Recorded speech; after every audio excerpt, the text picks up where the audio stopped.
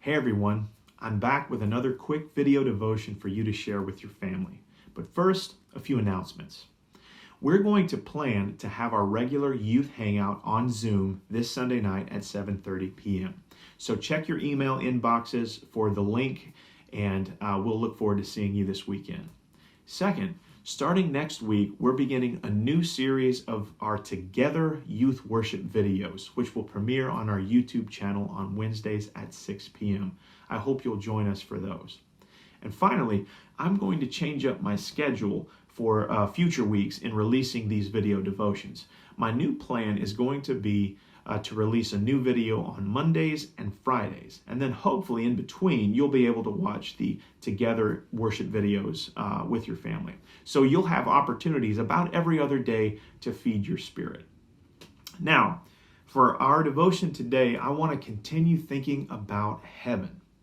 As I said in Monday's devotion, we're imagining what heaven could be like based on clues that we can find in the scriptures. Monday, we talked about how heaven would mean that we would be in God's presence, and that this place, that there is a place prepared for us there, free from all worries and troubles. Today, I'm thinking about what the book of Revelation might say about heaven. And before I go down that road, I say the word might, because the book of Revelation is often misunderstood. Perhaps we can do a future look at the book of Revelation, but for now, let's just say that we have to be careful in how we interpret Revelation's message. And even my interpretation may not be the very best one. It's probably not the very best one, in fact. But I'm thinking about Revelation chapter 21, which talks about a new heaven and a new earth. And this new place seems to be like a paradise. It talks about a new heavenly city, the New Jerusalem. And it comes down from God in heaven. And listen to how it's described, because it's beautiful. See, the home of God is among mortals. He will dwell with them. They will be his peoples, and God himself will be with them. He will wipe every tear from their eyes. Death will be no more. Mourning and crying and pain will be no more. For the first things have passed away. And then in the next verse, the voice of God also declares, see, I am making all things new. No tears, no death, no pain, no grief, and life in the presence of God. That sounds like a paradise to me.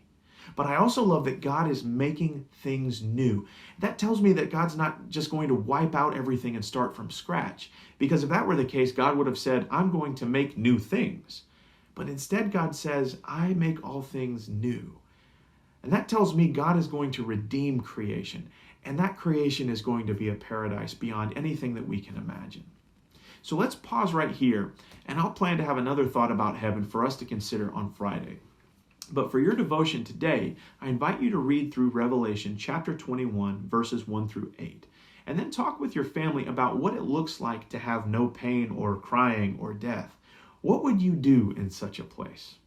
Until next time, I hope you'll stay safe, stay healthy, and stay home, and find a friend that you can share this devotion with. Hopefully, we'll see you soon.